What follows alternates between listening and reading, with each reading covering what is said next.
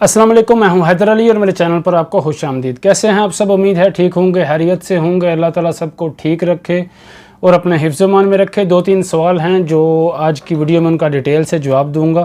Family tax के बारे में बहुत से सवाल पूछे जा रहे हैं कि भाई फैमिली टैक्स ख़त्म हो रहा है नेक्स्ट 2023 में या फिर नहीं भाई फैमिली टैक्स के बारे में जो ये अफवाहें आ रही हैं या अपडेट आ रही हैं कि भाई फैमिली टैक्स ख़त्म हो जाएगा या ख़त्म होने वाला है। अल्लाह करे ख़त्म हो जाए। मैं ये नहीं कहता कि ख़त्म ना हो, अल्लाह करे ख़त्म हो जाए, सब भाइयों की परेशानी ख़त्म हो, लेकिन इस बारे में अभी तक कोई कंफर्म अपडेट नहीं आई।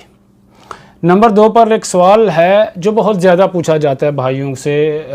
भाई पूछते हैं कि 2015 में पाकिस्तान तरहील से गया या फिर जो 2014 में गए या 13 में गए या 16 में गए, बहुत से भाई तरहील के ज़रिए गए, तो क्या अभी मैं आ सकता हूं या फिर आने का क्या तरीक़ाकार है?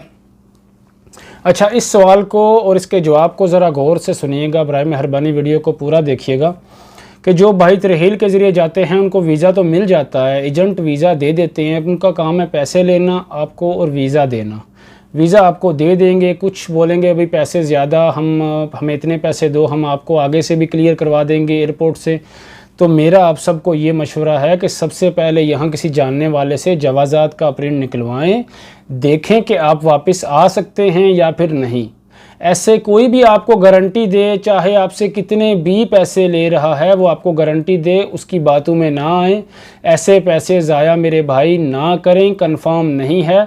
99.9% आपके लिए मसला बन सकता है, वो आपको क्लियर नहीं करेगा, सिर्फ वो आपसे पैसे लेगा वक्ती तौर पे, बाद में आपके लिए परेशानी होगी। तो मेरे भाई ज़रा ध्यान करें, सोचें समझें इस बात को कि किसी को भी ऐसे पैसे ना दें।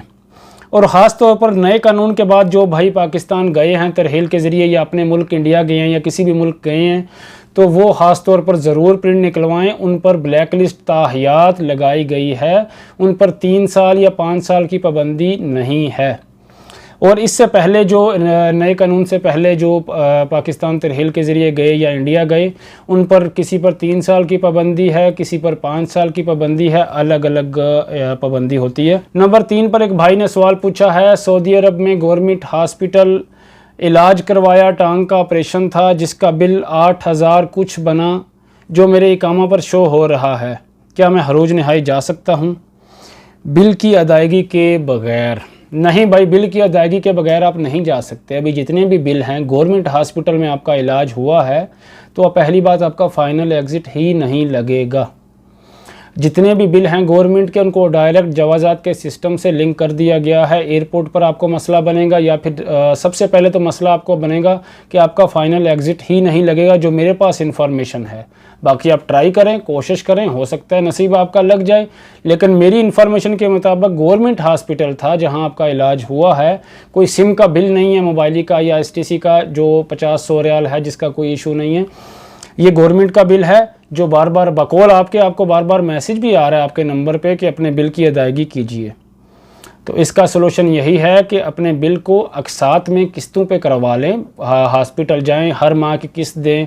आप 500 दे सकते हैं या 1000 दे सकते हैं, उस पर किस्त दें और उसको क्लियर करें। उसके बाद अपना फ़ाइनल एग्ज़िट लगवाएं।